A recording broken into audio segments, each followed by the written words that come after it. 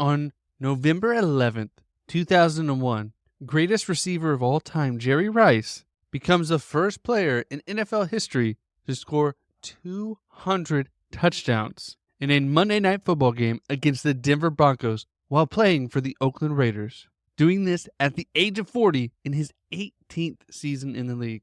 We're going to dive into how he became the greatest of all time and how it is not even close when you look at the numbers. Today on Daily Sports History.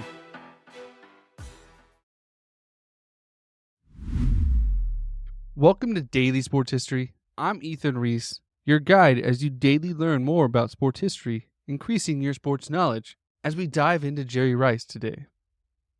And today's trivia question is, in how many games did Jerry Rice set the record for touchdown passes in a season?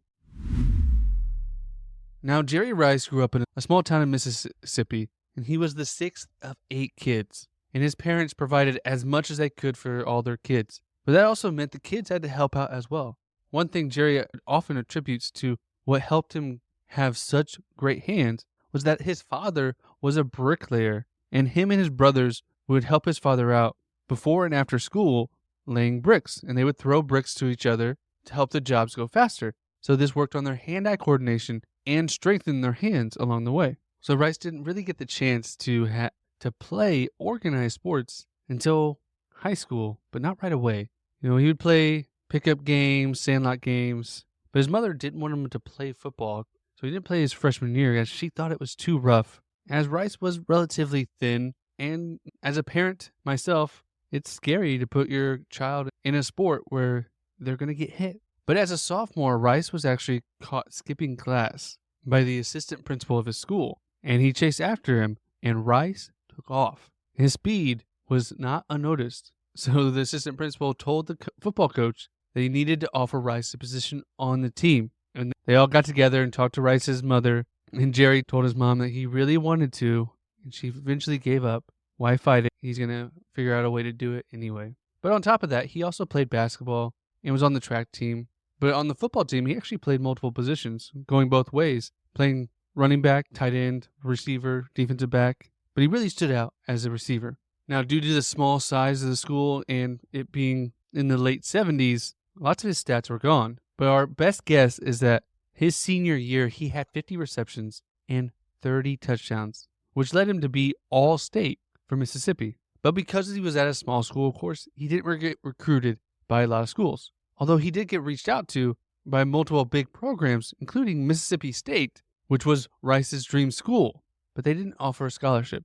In fact, one of the only schools that did was Mississippi Valley State, who ran a pass-heavy offense, which Rice really enjoyed. And so he joined Mississippi Valley State, which is a historically black university, which we've covered on previous episodes, including Prairie View's losing streak and Steve McNair's amazing season. And we mentioned Rice in that episode. And Rice had a solid first season, having 400 yards and 2 touchdowns. But the second season, he broke out, catching 66 passes and going for over 1,100 yards and 7 touchdowns. And in 1983, he set NCAA records for 102 receptions and 1,450 yards. It was named first team Division IIA All-American.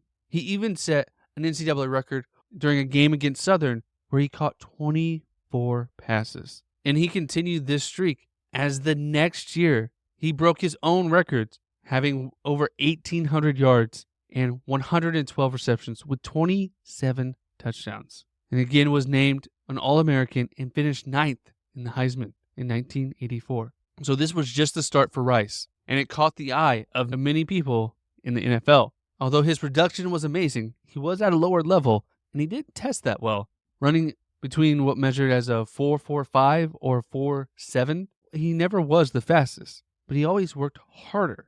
And he was always the first one in and the last to leave, making sure his route running was on point, and he had a connection with his quarterbacks. And San Francisco believed so much in him, they actually traded picks to move up in the first round to make sure they were able to draft Jerry Rice with the number 17th pick just a year after winning the Super Bowl. But he struggled his first year, as it took him a while to acclimate to the new game and understand the new playbook. but he continued to study and continued to grow. And he finished the season strong, ending with 927 yards and 3 touchdowns his first season. And he added another rushing touchdown during that year. And now understanding the rigors of the game and having more connection with his Hall of Fame quarterback, Joe Montana, he was able to come back his second year, getting 86 receptions for over 1,500 yards and 15 touchdowns. He put himself on the map, and it really stood out.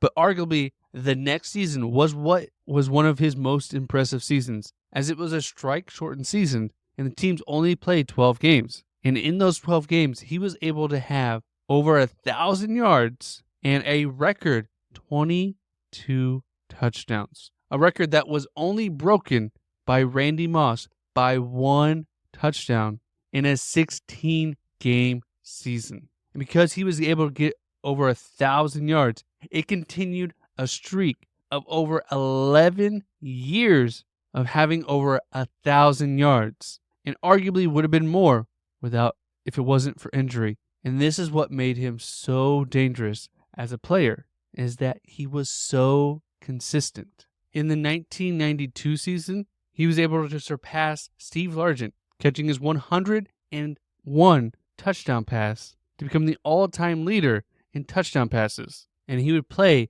another 12 years after this. This is what made his numbers stand out for longevity, but it wasn't that he played for such a long time, which he did. It was that he was good for such a long time. He would go on to win 3 Super Bowls with the 49ers, being Super Bowl MVP of Super Bowl 23, where he had over 200 yards and a touchdown during that game against the Cincinnati Bengals. He'd be a 2-time Offensive Player of the Year and be named first team All-Pro 10 times and second team once. 13-time Pro Bowler, and even when San Francisco thought he was done, at the age of 38, he joined the Oakland Raiders and had 2 more 1,000-yard seasons, helping lead them to the 2001 Super Bowl, which was the only one he lost. But that year, on November 11th, against the Denver Broncos, he would set the record,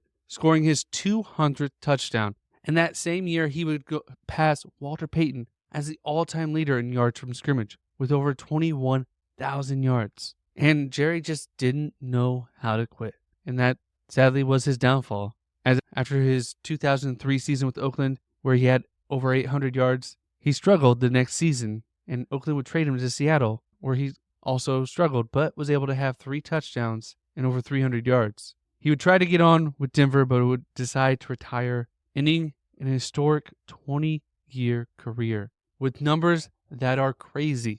He leads the NFL in receptions with over 1,549. The next closest receiver is Larry Fitzgerald, who is less than 100 receptions away. And there's even a bigger gap between, and for the career yards mark, he has 22,895.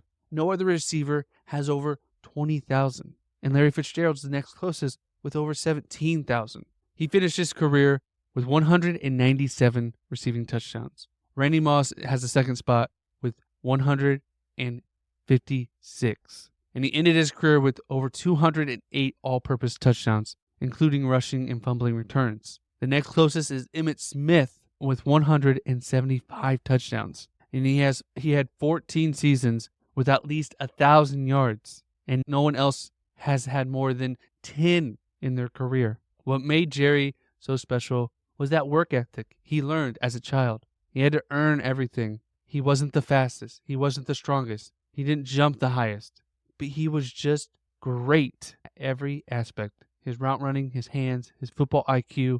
He was the perfect player. Now, many say that he lucked out because he played with 2 Hall of Fame quarterbacks in Joe Montana and Steve Young. Now, maybe he did, but he also made them better. They had their best seasons with Jerry Rice. And for quarterback and receiver, it goes hand in hand. There's not many quarterbacks that make the Hall of Fame without having a receiver that did the same. You can only play where you end up. And Jerry made sure that he ended up making his team better. And if you like this episode, you can check out the Behind the Mic podcast. and that's a "the" with an A, where host Mike Neal discusses stories, games, draft Super Bowls, and team origins, and more, all to get you your sports history fix every day. I'll put a link in the description below for you to check it out. And if you enjoyed today's episode, please leave us a rating or review wherever you're listening. It really helps us grow, and it helps us make more and more sports history for you every day. And we'll see you tomorrow for more daily sports history. And the answer to today's trivia question: in how many games did it take Jerry Rice to set the record for touchdowns in a season? And the answer is 12. He scored 12 touchdowns. He scored 22 touchdowns in just 12 games. And the record currently is 23 touchdowns set by Randy Moss in 16 games.